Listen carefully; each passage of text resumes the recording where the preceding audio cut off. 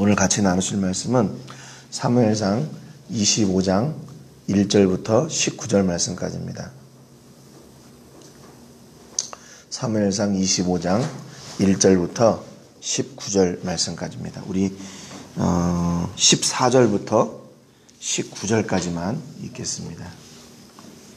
14절부터 19절까지 읽겠습니다. 시작. 하인들 가운데 하나가 나발의 아내 아비가일에게 말하여 이르되 다윗이 우리 주인에게 문안하러 광야에서 전령들을 보냈거늘 주인이 그들을 모욕하였나이다. 우리가 들에 있어 그들과 상종할 동안에 그 사람들이 우리를 매우 선대하였으므로 우리가 다치거나 잃은 것이 없었으니 우리가 양을 지키는 동안에 그들이 우리와 함께 있어 밤낮 우리에게 담이 되었음이라. 그런즉 이제 당신은 어떻게 할지를 알아 생각하실지니 이는 다윗이 우리 주인과 주인의 온 집을 해하기로 결정하였음이니이다. 주인은 불량한 사람이라 더불어 말할 수 없나이다 하는지라. 아비가일이 급히 떡 200덩이와 포도주 2가죽 부대와 잡아서 요리한 양 5마리와 볶은 곡식 5세아와 건포도 100송이와 무화과 뭉치 200개를 가져다가 나귀들에게 싣고 소년들에게 이르되 나를 앞서가라. 나는 너희 뒤에 가리라 하고 그의 남편 나발에게는 말하지 아니하니라. 아멘. 우리가 어제 말씀 통해서 사울과 같이 그렇게 돌덩이 같은 마음, 그런 완악한 마음을 무너뜨렸던 그 힘이 다윗에게 있었는데 그게 무엇이었나? 다윗의 어떤 무기나 아니면 뛰어난 그와 함께한 어떤 군인들 이런 것이 아니었다, 이렇게 말씀을 드렸죠. 다윗의 진심, 그리고 사랑, 그리고 겸손, 그것이 바로 사울을 무너뜨리는 그런 힘이었다, 이렇게 말씀을 드렸습니다. 그러니까 어떻게 보면 이건 우리가 이미 다 우리 안에 가지고 있는 것들이죠. 그러니까 어떤 문제 앞에서 하나님 앞에 새로운 힘을 달라고 그렇게 구하는 것이 아니라 내게 있는 그 힘이 발휘될 수 있도록 하는 것. 사실은 이게 어려운 일이지만 하나님께서 이미 이런 때를 예비해서 우리에게 이미 주신 것이 아닌가 하는 그런 생각을 합니다. 늘 권고할 때에도 또 나를 대적하는 사람들 앞에서도 이렇게 사랑으로 승리하는 그런 은혜가 있기를 바랍니다. 그 뒤 이제 25장 1절에 보면 갑자기 사무엘에 대한 이야기가 나옵니다. 사무엘이 죽음에 온 이스라엘 무리가 모여 그를 두고 슬피 울며 라마 그의 집에서 그를 장사한지라. 다윗이 일어나 바란 광야로 내려가니라 그랬습니다. 사무엘이 사무엘상 18장에 이제 그 사무엘이 나이 많아 늙었다, 그런 얘기가 있거든요. 그리고 이제 사무엘이 죽은 것은 25장까지의 일입니다. 참 사무엘이 일생 동안 가장 힘든 시기가 언제였나 물어본다면 다윗을 이스라엘의 임금으로 세우고 그 후로 다윗이 고통당하는 모습을 보는 것이 아닌가, 그런 생각이 들어요. 어떻게 보면 그 목회자의 입장에서 그렇잖아요. 자기가 기름 부어 세운 종이 하나님께 약속을 받고 이스라엘의 임금이 될 것이라는 그 약속을 받고 기름을 부어 세웠어요, 다윗을.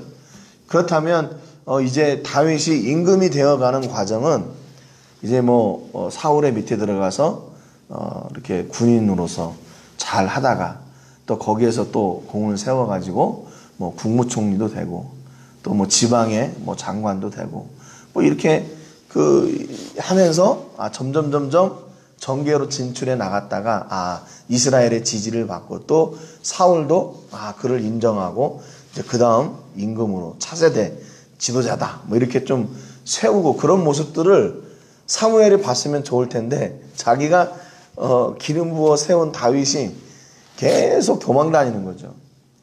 그 성경학자들이 다윗이 이렇게 도망 다니는 그 연수를 약 한 10년에서 13년 정도 보더라고요. 뭐 정확한 그건 없는데 이렇게 연수를 계산해 보면 약 10년에서 13년 정도를 도망자의 생활을 사는 거예요. 그러니까 10년에서 13년 동안 도망 다니는 모습들을 그 사무엘이 계속 보는 거죠. 그리고 결국에는 다윗이 임금이 되는 것을 못 보고 죽어요. 그러니까 사무엘 입장에서 다윗을 볼 때마다 늘 측은하기도 하고 또 하나님 앞에 하나님 대체 어떻게 된 겁니까? 내가 저기 하나님 말씀대로 다윗을 이스라엘 임금 된다고 기름까지 부었는데 언제 하실 겁니까? 언제 하실 겁니까? 아마 이런 그런 의문들 그러면서 하나님 앞에 계속 이렇게 얘기했을 것 같아요. 그리고 죽기 전에도 그의 큰 관심사는 아마 다윗이었지 않았을까 그런 생각이 듭니다. 그럼 다윗의 입장에서도 그러겠죠. 어느 날 갑자기 선지자가 집에 찾아와가지고 지금 사울 왕이 있는데도 불구하고 이스라엘에 또 다른 왕이 하나님께서 있다고 말씀하셨다. 그래서 내가 여기 왔다. 그래서 양치고 있었는데 오늘 갑자기 또 불러서 갔더니 이 사람이다. 그래서 기름을 부어 받았어요. 만약에 다윗이 그런 생각도 했을 것 같아요. 막 사울에게 쫓겨다니면서 내가 차라리 이렇게 임금도 되지 않을 거면서 이렇게 도망 다닐 거면 차라리 기름을 안 부어 기름 부음을 받지 않았으면 됐을 텐데 왜 굳이 기름 부음을 받아가지고 내가 이렇게 도망자의 생활을 살아야 되나 아마 그런 생각도 하지 않았을까.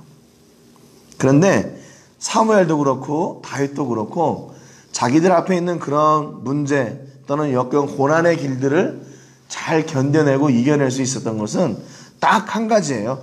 하나님께서 말씀하셨다. 그거 이외에는 없어요. 그거 이외에는 없어요. 아까도 말씀드렸지만 다윗의 입장에서도 자기가 뭐 임금이 될 그런 자가 되었다면 지금 사울 옆에서 정치를 배우고 또 사울 옆에서 어떻게 하면 왕으로서 백성들을 잘 다스릴지 뭐 그런 걸 배우는 그런 기간이 되어야 될 것 같은데 지금 전혀 그런 게 없잖아요. 다윗이 지금 배우는 거는 어떻게 하면 잘 도망 다닐 수 있나, 어떻게 하면 사울의 눈을 피할 수 있나, 지금 그것만 배우고 있는 거예요. 그런데 사무엘은 그 결론을 제대로 맺지 못하고 그냥 그의 생을 마감하게 됐어요. 여러분 그렇다면 그 사무엘의 삶이 뭐 가치가 없는 삶을 살았던 겁니까? 그렇다고는 생각하지 않아요. 왜냐하면 그의 삶을 통해서 비록 그의 자녀들은 제대로 양육을 못했지만 그는 하나님의 말씀을 따라서 최선을 다해서 그 길을 갔기 때문에 다윗이 도망 나왔을 때도 그를 품어줬고 라마나요에 함께 거주하면서 사울의 추격으로부터 보호해줬고 결국에는 뭐 사울이 그곳까지 찾아왔지만 그래서 아마 사무엘과 다윗이 그 라마나요세에서부터 헤어지고 나서는 다윗이 그 근처를 안 갔을 거예요. 왜냐하면 혹시나 자기 때문에 사무엘이 이제 사울의 공격을 받을까봐. 그래서 늘 사무엘은 그 북쪽 이스라엘 북쪽에 거주해 있었고 다윗은 이스라엘의 남쪽을 중심으로 중심부에서 그 남방부를 중심으로 계속 도망 다녔던 것을 볼 수가 있습니다. 오늘도 보면 이 사무엘이 죽고 나서 이스라엘이 그를 슬퍼하고 장사를 지내잖아요. 그리고 25장 1절 하반절에 보면 다윗이 일어나 바란 광야로 내려가니라 그랬습니다. 이 바란 광야는 이스라엘 그 유다의 가장 남쪽 경계예요. 가장 남쪽 경계. 그러니까 최고 밑으로 내려온 거죠. 어떻게 보면 그 사울의 그 영역에서부터 좀 더 멀리 떨어져 내려가야 되겠다 하는 그런 마음도 있었겠고 이제 사무엘이 생을 마감했기 때문에 이제 사무엘로부터도 멀리 떨어져. 그러니까 좀 더 내려와서 이제는 그 사울과의 그런 부딪히는 그런 일들이 없기를 아마 바라는 마음으로 더 밑으로 내려오지 않았나 하는 그런 추측을 해봅니다.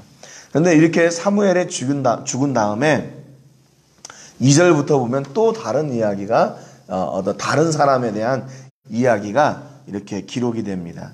2절에 보니까 마온에 한 사람이 있는데 그의 생업이 갈멜에 있고 심히 부하여 양이 3,000마리요 염소가 1,000마리이므로 그가 갈멜에서 그의 양털을 깎고 있었으니 그 사람의 이름은 나발이요 그의 아내의 이름은 아비가일이라. 그 여자는 총명하고 용모가 아름다우나 남자는 완고하고 행실이 약하며 그는 갈렙 족속이었더라. 이렇게 기록하고 있습니다. 그러니까 지금 나발과 그의 아내 아비가일이 이렇게 등장을 하게 돼요. 하나님께서 이 가족을 통해서 또 다른 일을 이루어 가시려고 하는 그런 이야기의 시작이 되어지는 거죠. 여기 보면 이제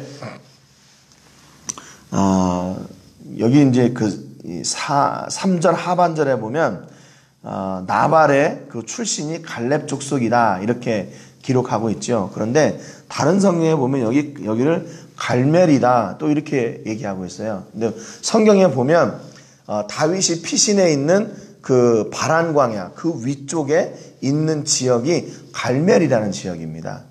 그리고 갈렙은 여러분 잘 아시는 것처럼 여호수아와 갈렙 그 후손들을 이야기하는 거거든요. 그러니까 이제 여기에서 보면 갈멜은 지명이고 갈렙은 족속명, 그 뭐 가족의 출신 이제 이것을 얘기할 수 있죠. 근데 다른 성경에 보면 여기를 갈렙 족속이었다라는 말을 갈멜 족속이었다 이렇게 번역한 성경들이 있어요. 근데 그것은 조금 잘못된 것 같아요. 그래서 그건 갈렙 족속은 출신 그 가족 출신이고 지역명은 갈멜이라 이제 이렇게 우리가 이해하는 것이 좋겠습니다. 양털을 깎고 있다는 소식을요 다윗이 듣게 됩니다. 그래서 5절에 보면 소년 10명을 그 사람 나발한테 보내요. 그래가지고 야 우리가 좀 너희들 광야에서 이렇게 양치고 할 때 도와줬으니까 이제는 너희들이 좀 우리를 도와줘라. 근데 이런 당부를 하라고 소년들 10명을 보냅니다. 그래가지고 9절에 보면 다윗의 소년들이 가서 다윗의 이름으로 이 모든 말을 나발에게 전했어요. 그랬더니 10절에 나발이 다윗의 사환들에게 대답하여 이르되 다윗은 누구며 이새의 아들은 누구냐? 요즘에 각기 주인에게서 억지로 떠나는 종이 많도다. 내가 어찌 내 떡과 물과 내 양털 깎는 자를 위하여 잡은 고기를 가져다가 어디서 왔는지도 알지 못하는 자들에게 주겠느냐? 나발이 이렇게 반응을 합니다. 그래서 성경에 이 나발의 성격을 3절에 이야기했던 것이 완악하고 행실이 약하며 악했다라고 이제 얘기한 것이 그가 다윗에게 어떤 반응을 할 건지를 이미 성경이 얘기해 주고 있는 거죠. 지금 이스라엘 사람들 가운데 다윗을 모르는 거예요, 지금 이 사람이.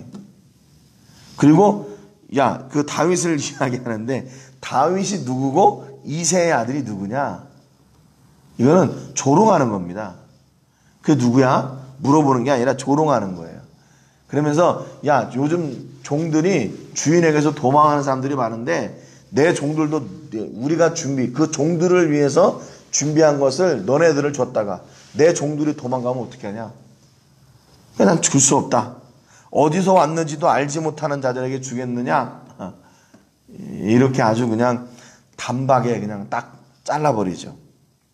그랬더니 다윗의 소년들이 다윗에게 그대로 전합니다.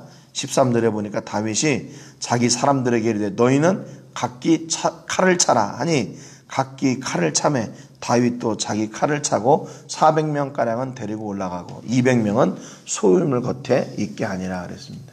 왜 칼을 차고 갔을까요? 다 죽이려고 가는 거죠.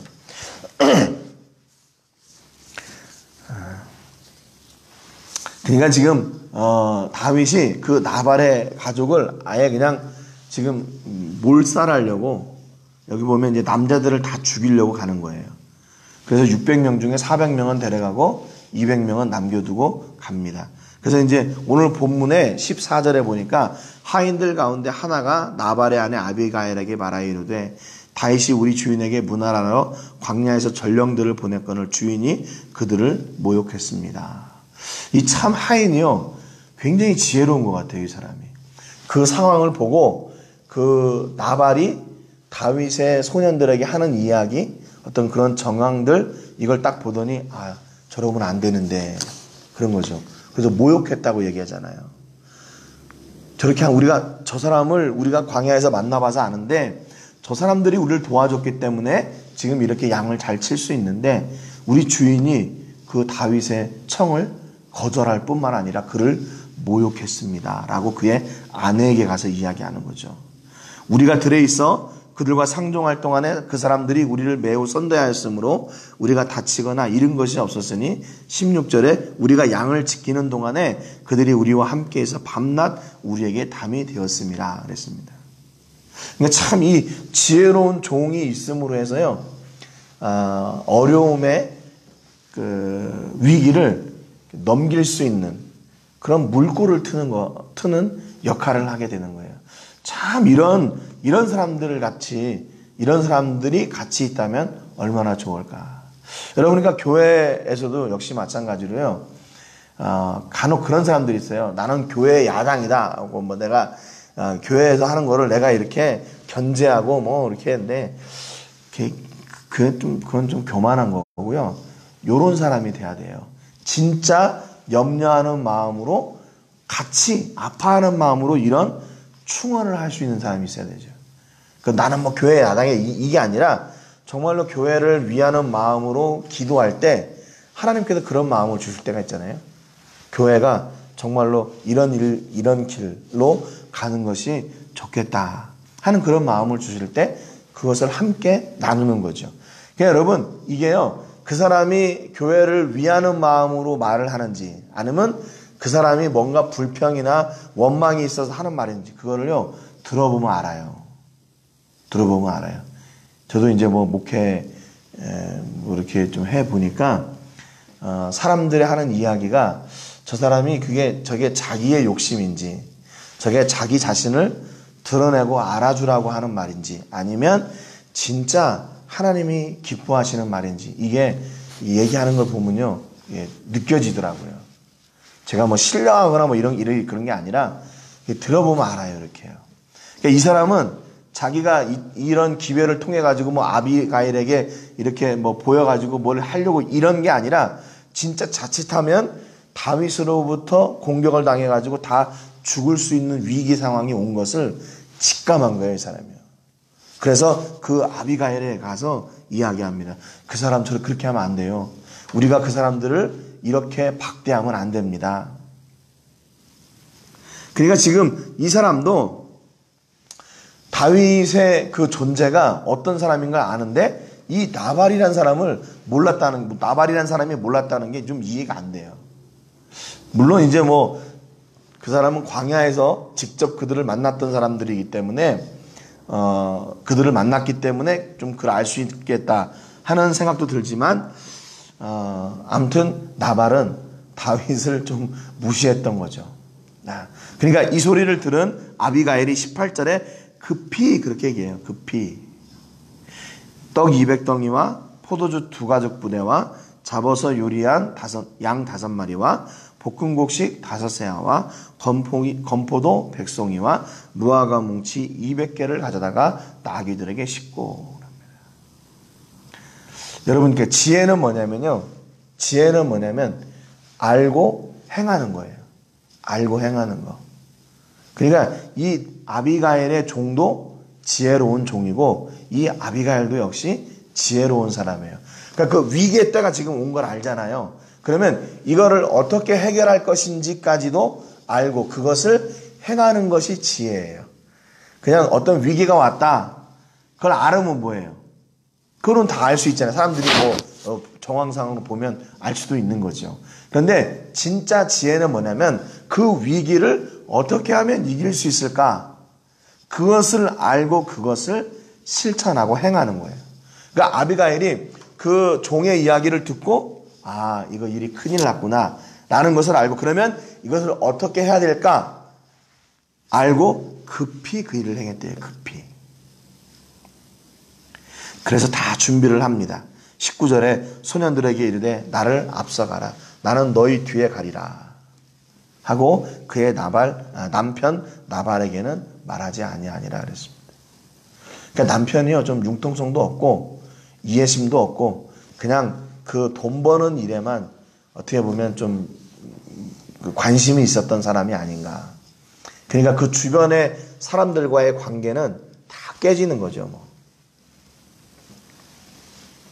이게 참 그런 사람에게 이런 아비가일 같은 지혜로운 여인이 아내로 있다는 것이 참 이해가 안 가지만 아무튼 그 아비가일이 발빠르게 움직여요. 근데 우리가 뭐 이 결론은 잘 알고 있지만 결국 다윗을 만나서 다윗을 이렇게 다윗의 화를 진정시키고 다윗이 나발의 집을 공격하는 것을 막습니다. 그러니까 결국에는 다윗과 같이 지금 막 화가 나가지고 달려오는 사람, 그 사람을 아비가일이 막았는데 그런 그 불같은 마음을 다스릴 수 있는 게 또 뭐냐면 바로 섬김과 사랑이에요. 그리고 겸손이에요.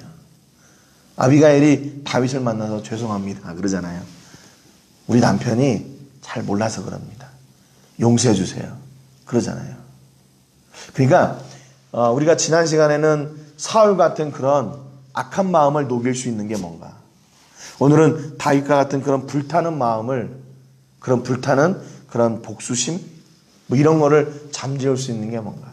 이게 공통되는 게요. 다 사랑이에요. 사랑. 그리고 겸손이에요. 겸손. 사랑과 겸손. 저 사람이 화를 내면 나를 더 크게 화를 내면 이길 수 있다. 그게 아니고 그 화가 더 커지겠죠. 그 마음을 잠잠게 할 수 있는 것은 사랑과 겸손이에요. 이게 뭐 추상적인 이야기 같은데 아까도 초두에 말씀드렸지만 이미 하나님께서 우리에게 다 주신 마음들이에요. 우리 안에 사랑을 주셨고 섬김을 주셨고 또 겸손을 주셨고 지혜도 주셨고 그러니까 하나님께서 우리에게 이미 허락해 주신 그 은혜의 수단들을 가지고 우리가 세상에 나가서 승리하는 그런 사람들이 돼야 되는 거죠. 그래서 여러분 우리가 그리스도인이라면 이제 뭐 이 말씀을 좀 다음 주에 또 나누겠지만 이미 우리에게 허락해 주신 그 은혜의 덕목들을 가지고 우리가 세상에 나가서 승리하는 사람들이 돼야 됩니다. 그래서 이걸 달라고 이걸 또 활용할 수 있도록 해달라고 하나님께 우리가 기도하는 사람들이 돼야 되겠죠. 이미 우리에게 주셨음에도 우리가 제대로 이걸 활용하지 못하잖아요. 불같은 마음이 있는 사람 앞에서 이걸 대체 어떻게 해야 되나. 또 나를 미워하고 공격하는 사람들의 그 마음을 어떻게 다스릴지 우리가 모르잖아요. 그렇기 때문에 우리가 성령님께 성령님 우리에게 주신 그 하나님의 성품 우리 예수님의 그 은혜를 내가 삶 가운데 실천하며 살 수 있도록 바로 그것이 우리에게 능력이라는 것을 여러분 꼭 기억하시고 오늘도 하나님께서 주신 그 능력의 일들을 감당함으로 여러분 앞에 있는 여러분을 대적하는 사람들 또는 여러분을 공격하는 그런 환경과 그 위협들을 능히 이기고도 남는 역사가 있기를 주님의 이름으로 축복합니다. 오늘 기도할 때 이제 오늘부터 여름 성경학교가 시작되는데 우리 아이들이 참석 잘 할 수 있도록 위해서 기도해 주시고 우리 여름 성경학교를 통해서 하나님께 감사할 줄 아는 그런 자녀들로 이렇게 세워주시기를 위해서 기도해 주시기 바랍니다. 오늘 교회를 위해서는 우리 과달나라 교회를 위해서 기도해 주시기 바랍니다. 우리 모든 식구들의 건강을 위해서 기도해 주시고 사업장과 직장과 또 우리 학생들을 위해서 기도해 주시고 특별히 우리 이석원 장로님 건강을 위해서 기도해 주시기 바랍니다. 오늘 말씀처럼 믿음과 사랑과 겸손과 또 섬김의 삶이 되어서 또 그 세상을 이기는 복이 넘치게 해주시기를 위해서 기도하시기 바랍니다. 제가 먼저 기도하겠습니다. 하나님 아버지 감사드립니다. 오늘 사무엘이 그의 생을 다하고 이제 다윗은 그동안 자기의 영적 지주였던 사무엘을 뒤로하고 가장 유다 남쪽에 피신해 가는 모습들을 봅니다.